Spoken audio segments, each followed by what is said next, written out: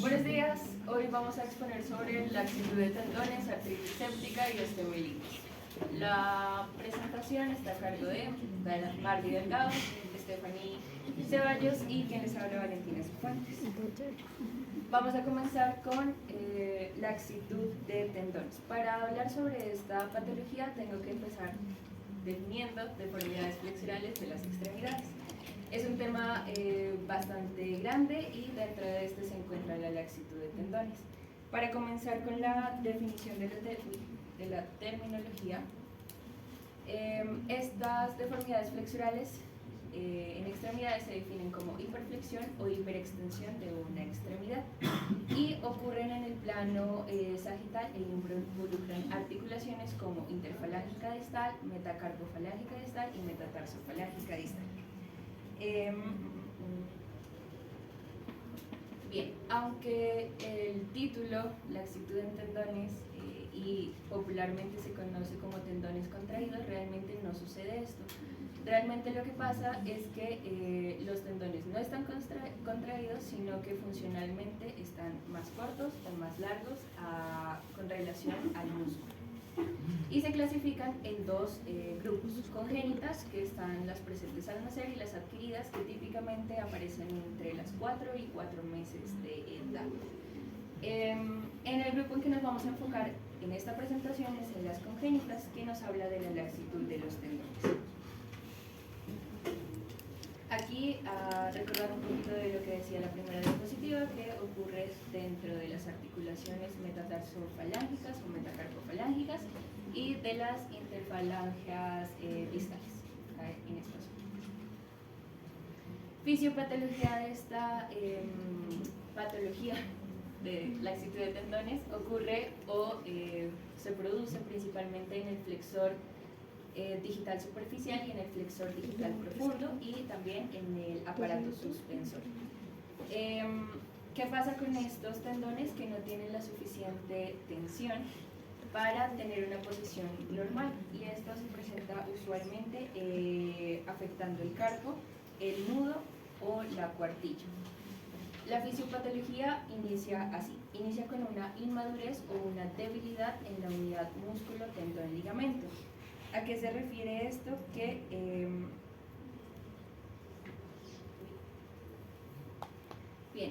esta unidad de músculo, tendón y ligamento no tiene la suficiente fuerza para realizar una tensión y sujetar la patita, esta parte de la cuartilla del animal, y por lo tanto pues se va a extender o se va a contraer. Luego sucede una insuficiente fuerza muscular. Esto se puede hacer debido a falta de colágeno, mayor cantidad de agua presente en lugar de colágeno, menor capacidad de estiramiento entre el tendón y el músculo, y la poca rigidez estructural.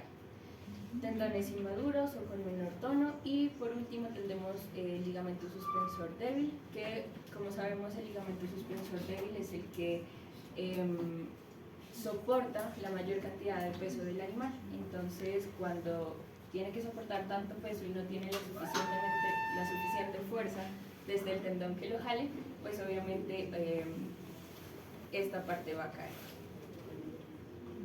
Aquí un poquito de anatomía de la presentación. Aquí se encuentra el flexor digital superficial, que sería este verde claro, tendón flexor digital profundo, verde más oscuro, y me faltaría aquí está, el ligamento suspensorio, más por acá debe estar.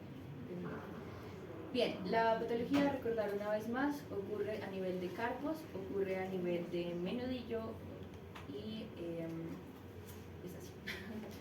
Bueno, patogénesis y diagnóstico de esta enfermedad se presenta mucho más en neonatos y se presenta mucho más en potros. En rumiantes y en bovinos también se presenta, sin embargo no encontré mucha literatura relacionada al respecto porque es en menor proporción que en los caballos.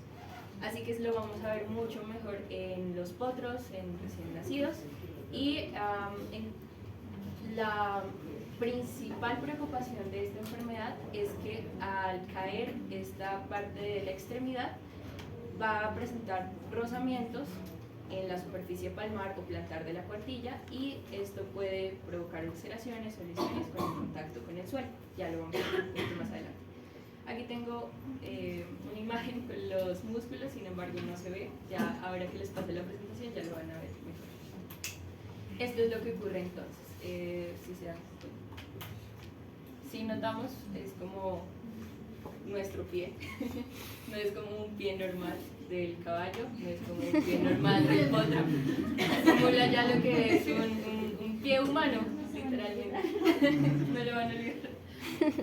Aquí se presenta esta laxitud o hiperextensión a nivel del carpo y aquí pues obviamente ya a nivel del menudillo. Este potrillo lo tiene a nivel de los 4 miembros. Y a medida que voy pasando las diapositivas, aquí las imágenes obviamente no son nuestras. Anexé aquí el link de YouTube de una presentación de una doctora argentina, que ahora se me escapa el nombre, que explica de maravilla esta enfermedad. Entonces, por si no funciona mi explicación, pueden remitirse al video y está mucho mejor explicado, además por tiempo. Aquí también lo podemos ver y aquí en los miembros posteriores. Usualmente se presenta más en los miembros anteriores y esto es porque obviamente aquí el caballo, ya lo dijo el lado, soporta más peso. Aquí un video. Así. Bueno, esto es TikTok. TikTok es maravilloso, tiene un montón de videos, entonces también pueden buscarlo ahí. El pronóstico de esta enfermedad realmente es muy buena porque el tratamiento no necesita de muchos medicamentos o un manejo realmente médico. Usualmente se soluciona por sí mismo, con el tiempo, con el pasar del tiempo. Cuando sí necesita intervención médica o vigilancia así estricta, cuando si este miembro se cae y genera lesión, pues se va a ulcerar. Entonces es ahí cuando el riesgo ya es mayor, por el contacto constante con la fricción del suelo. Es favorable y para la función atlética, y los potros con laxitud de tendones típicamente se corrigen sin intervención en unas pocas semanas. Aquí tengo más videitos un poco más adelante. Tratamiento, como le dije, necesita un manejo primario, es un ejercicio controlado. El ejercicio controlado, esto es para hacer que estos tendones tomen un poco de tono, tomen un poco de fuerza y también los músculos. Puedo compararlo de pronto con una guitarra, no sé si todos conocen las guitarras. La guitarra se compone de un clavijero, la cuerda y un huesito que es donde va la cuerda. Cuando no hay suficientemente fuerza en el clavijero, lo que pasa con la cuerda es que se suelta. Entonces lo que hay que hacer es darle cuerdita al clavijero para que se tensione. Igual acá, ese movimiento o esa tensión se hace con el ejercicio. También se puede realizar natación, que permite que el tono muscular aumente y que no se cargue todo el peso del animal en los miembros. Aquí tener en cuenta que el ejercicio excesivo también puede ser contraindicado, ya que causaría una fatiga y una posible lesión. Aquí tengo un video del caballito haciendo natación. Le están haciendo una terapia y aquí otro TikTok maravilloso que muestra la enfermedad también. Este video en la descripción también lo pueden ver en YouTube, aquí está el link. Hay unas medidas de protección que también se pueden realizar, que esto es ya cuando el miembro se encuentra rozando mucho con el suelo. Se puede hacer un vendaje ligero, que solo es necesario cuando la parte de la cuartilla o el nudo tiene contacto con el suelo. El vendaje no se hace para retornar el pie a su posición, sino es para evitar que ese contacto con el suelo pues genere lesiones. Así que debe ser ligero. Y el errado también se puede agregar una extensión de talón si la punta del casco se levanta, lo que nos explicaba un poquito el lado sobre el tema de la meningitis, también se realiza acá. ¿Para qué? Para generar un poco más de movimiento en esos tendones y darle tono, darle pues que haga ejercicio y que tenga fuerza para levantar el miembro. Vendaje y soporte excesivo también deben evitarse, ya que solo causará más laxitud. Aquí tengo un ejemplo de los vendajes que se realizan. No están bien apretados, solamente son suaves y esto para evitar esas lesiones. Aquí un ejemplo, este video es un poco gracioso porque le ponen como espumas que son este tipo de herraje que se hace para evitar, uno, las lesiones y dos, darle soporte a esta parte de atrás de la pata para que pueda ejercitar a los tendones flexores. Aquí un poquito, esto es con acrílicos, si no estoy mal, le realizaron esta como extensión. Y aquí un poquito más de imágenes de la patología. También en estos caballos se realiza lo que es el manejo del dolor. Esto se realiza con flunixin melgrumine, que la dosis es hasta 1.1 miligramo por kilogramo. Puede ser intravenoso o vía oral diariamente. Esto no puede ser más de 5 días. También se puede realizar con fenilbutazona y siempre que se utilicen AINES, recomienda la literatura que se debe usar protectores gástricos como por ejemplo el omeprazol.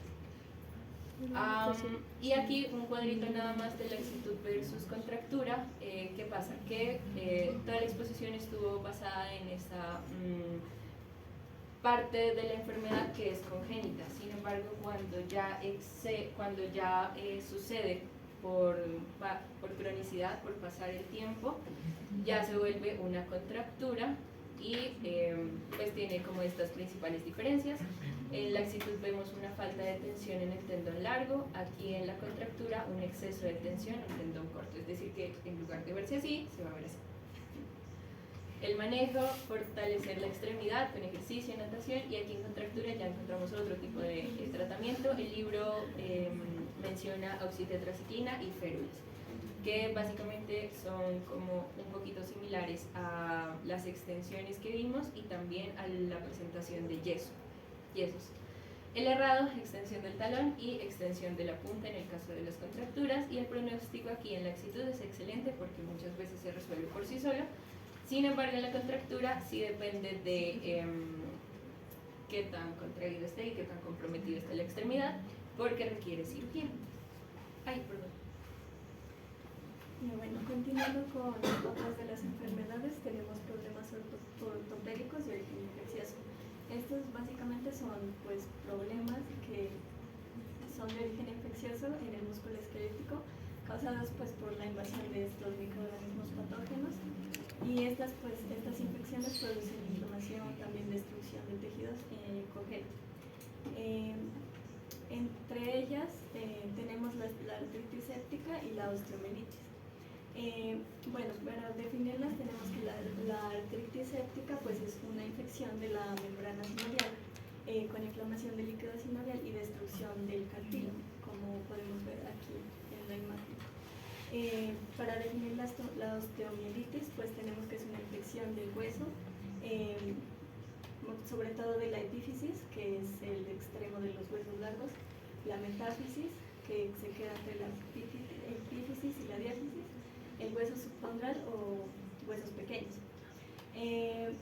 Relacionamos los dos porque ambas condiciones en sí pueden originarse juntas por diseminación hematógena, o una pues puede extenderse hacia la otra, de articulación a hueso o de hueso a articulación. Bueno, en estas pues encontramos diferentes tipos de bacterias que pueden afectar a los diferentes tipos de animales.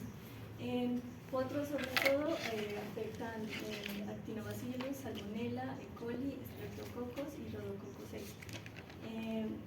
En adultos puede prevalecer Staphylococcus aureus y streptococcus y enterobacterias. Por su parte, en los bovinos y los terneros también sería Streptococcus y Mycoplasma, más que todo pues asociado a la leche mastítica.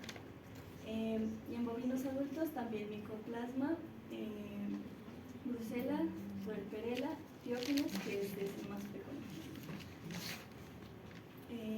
Bueno, aquí tenemos la patogenia de ambas entidades, pues es en conjunta porque, como dije anteriormente, la infección puede iniciar en la articulación y pues extenderse al hueso, o puede ser al revés, dependiendo de la edad y del patrón vascular. ¿A qué me refiero con la edad?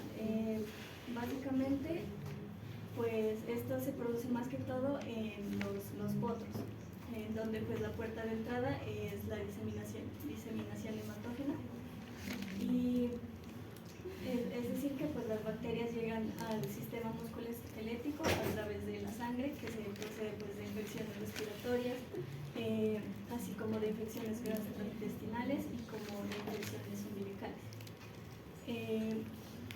Aquí la clave de esto son los vasos transficiarios, en donde los potros menores de 7 a 10 días, aquí pues se encuentra que estos vasos están abiertos, entonces pues las bacterias alcanzan la articulación y más el vaso subcontraer al mismo tiempo. Esto más que todo se produce en la tipo S y E, que es algo que yo les voy a explicar más adelante. Y en potros mayores de 10 días, pues los vasos transficiales estarían pues cerrados y las bacterias se alojan en la metáfisis, y en la osteomielitis sería en la parte oficial.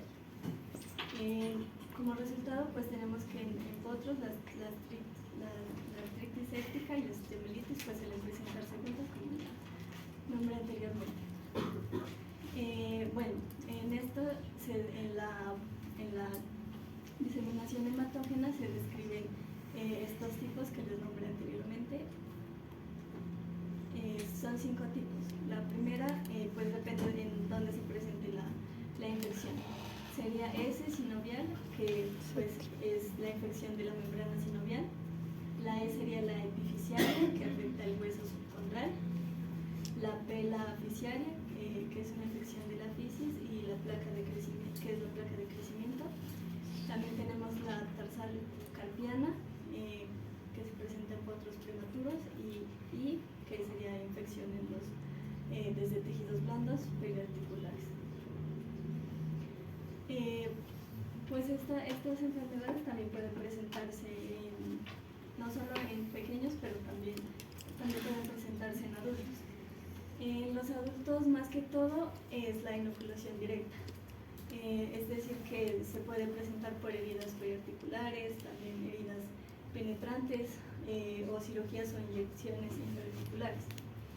En este pues no hay vasos transficiarios funcionales y la infección no pasa automáticamente entre articulación y hueso como en el caso de los potros, sino que pues como dije, sus casos principales son heridas o inoculación iatrogénica. También puede presentarse en bovinos y pues también podría ser por celulitis o abscesos que invaden las articulaciones.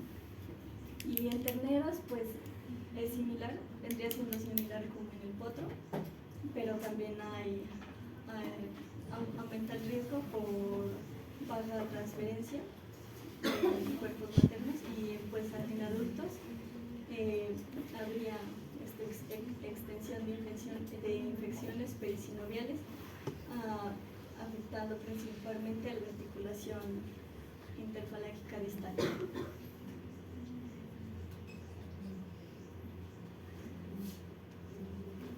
Para el diagnóstico encontramos signos clínicos como cojera, efusión articular y derrame.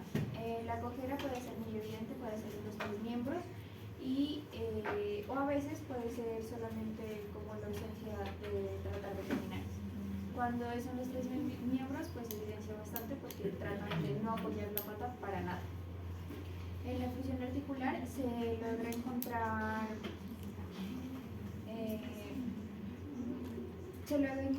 se encuentra, pues al aumentar el líquido sinovial se puede aumentar la fibrina, puede haber presencia de pus, y también es fácil palpar en las articulaciones como el carpo, el tarso, la rodilla. Hay signos sistémicos también como fiebre, decaimiento y anorexia, y signos de la enfermedad subyacente. Fiebre mencionaba que no se presentaba casi en todos, más sin embargo es hacer una infección con bacterias, pues sí se suele presentar.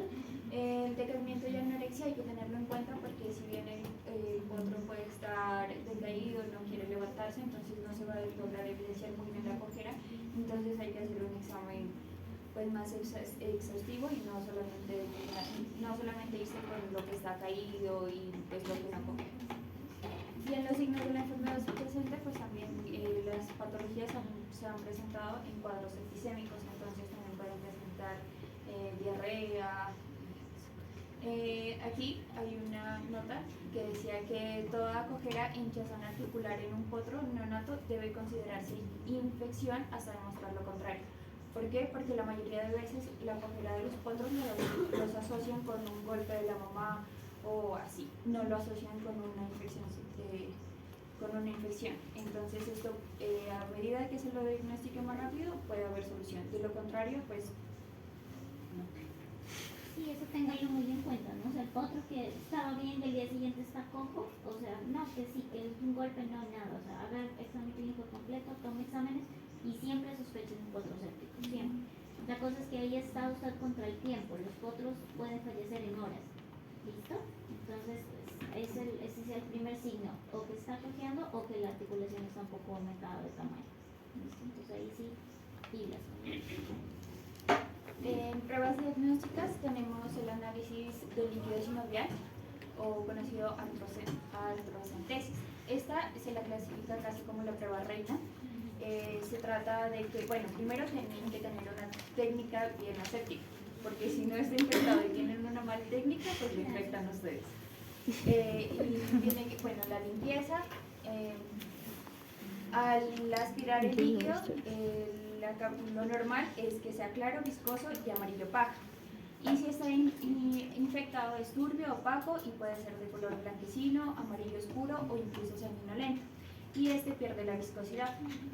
Entonces lo que uno hace es cuando apenas lo saca, una de las cosas es, aparte de mirarle el aspecto macroscópico, es coger un poquito entre los dedos. Y entonces usted más o menos dice que 2 centímetros usted debería hacer esto y mantenerse como el hilo.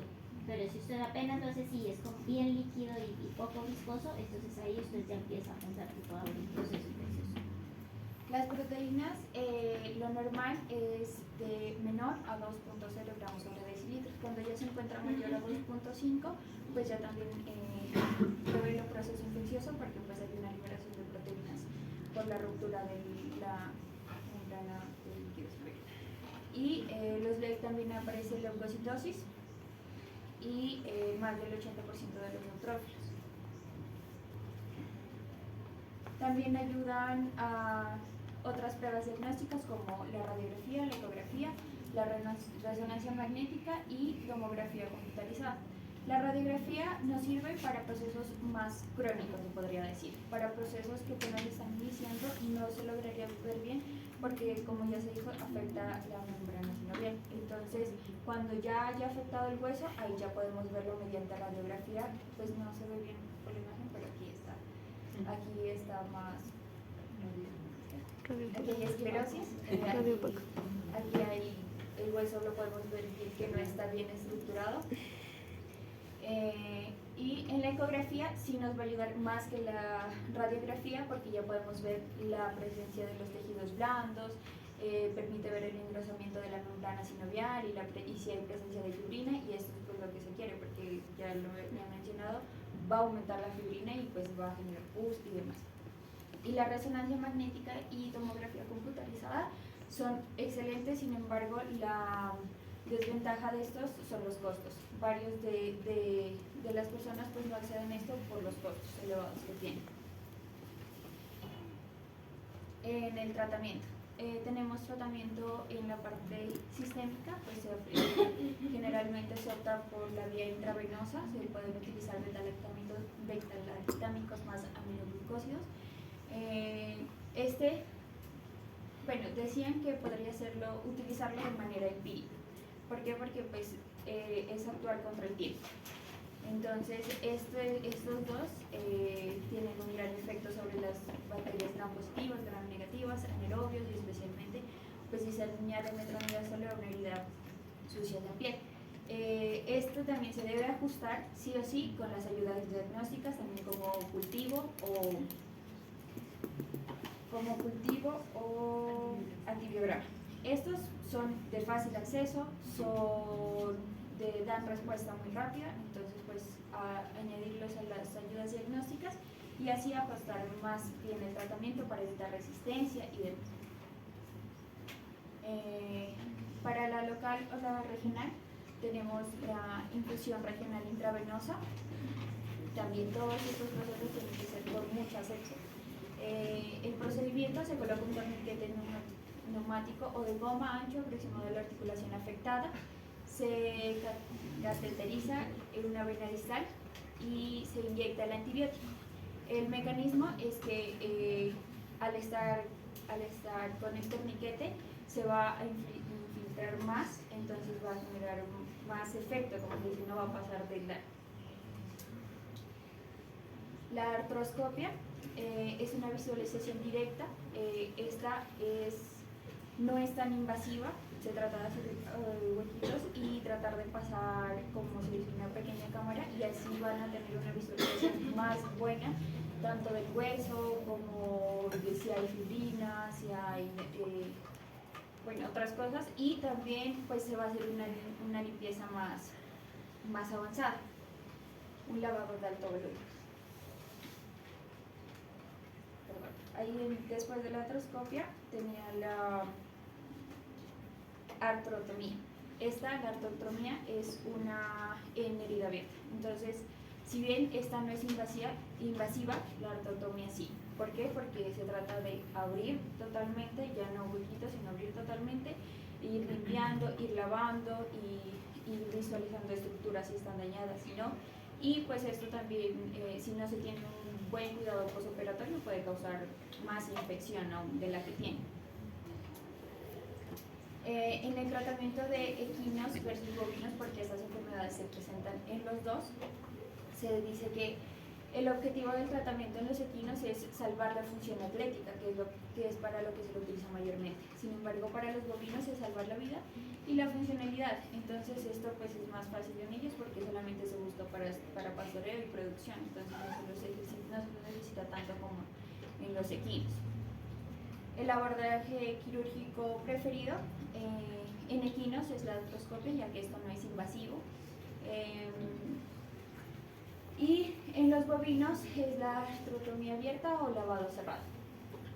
La alternativa para articulaciones destruidas en los equinos, lastimosamente, es la eutanasia, o ya queda como animal de compañía, porque pues ya difícilmente va a servir para un equino con función atlética.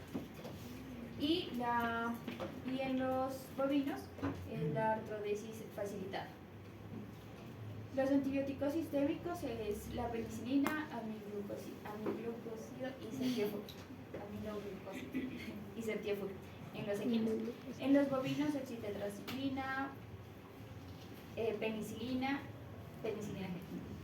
En los pronósticos, pues obviamente como son distintos para distinta funcionalidad, en los equinos no es muy bueno. Si no se actúa rápido, dicen que alrededor de las 24 a 48 horas, esto empieza a hacer un daño grave en la membrana sinovial, y si no, pues pasa al hueso.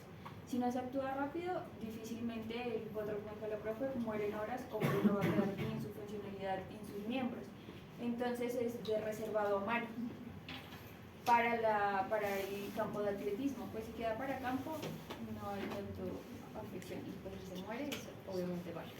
Y para los bovinos es de regular a bueno, porque pues había unos casos que también se podía hacer la amputación de la pezuña en los bovinos, y pues igual iba a seguir para producción para producción, para pastoreo, entonces pues no era tan fatal como en un equino. Esto pues el pronóstico en potros es reservado, porque el 78-84% sobreviven, pero pues solamente el 50% pueden seguir en competencia. En los adultos, mejor si se trata antes de las 24 horas, después de los 7 días, y tiene una supervivencia del 50%.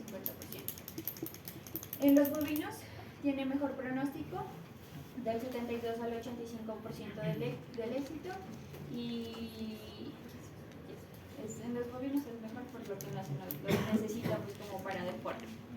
Entonces se puede haber varias alternativas, como le dije, la amputación, pues esto eliminaría la infección de raíz. Gracias.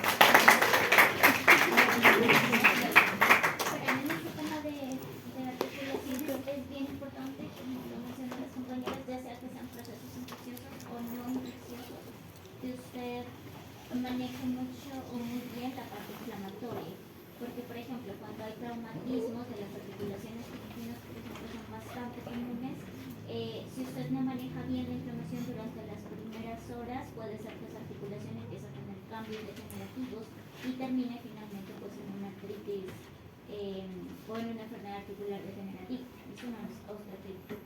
¿Listo? Entonces el manejo de inflamación es bien importante. Finalmente ustedes recuerdan por patología que esa inflamación, si no se trabaja, ¿en qué va a terminar finalmente? Un proceso que va a terminar pasando con esa articulación. ¿Sí qué?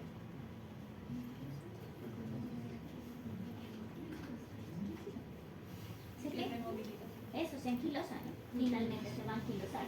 Entonces la idea es que usted a toda costa trate de evitar esa progresión de esa enfermedad articular, ya sea obviamente pues en la parte séptica, controlando ya con los antibióticos indicados, o si no es infeccioso, sino simplemente un traumatismo, simplemente entre comillas, pues obviamente también controlar la inflamación para evitar que termine en esos procesos articulares degenerativos.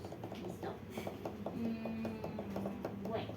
Y en cuanto al tema de antibióticos, pues si bien la literatura nos recomienda que podemos utilizar un amplio espectro, pues la idea es que usted antes de iniciar la terapia antibiótica tome la muestra, mande cultivo e obviamente inicie la terapia mientras usted recibe los resultados del cultivo, que se pueden demorar entre 1 o 2 días y ya después pues cambie ya de lugar. ¿Listo? Pero pues sí, obviamente tomar la muestra antes de iniciar el antibiótico es bien importante. Y tomar bien la muestra, ¿no? Tiene que rasurar, desinfectar, usar guantes, usar tapabocas, que todas las personas usen tapabocas los que están allí, porque pues si usted la contamina, pues no va a tener un resultado. ¿Listo? Bueno chicos, entonces nos vemos el 21. El 21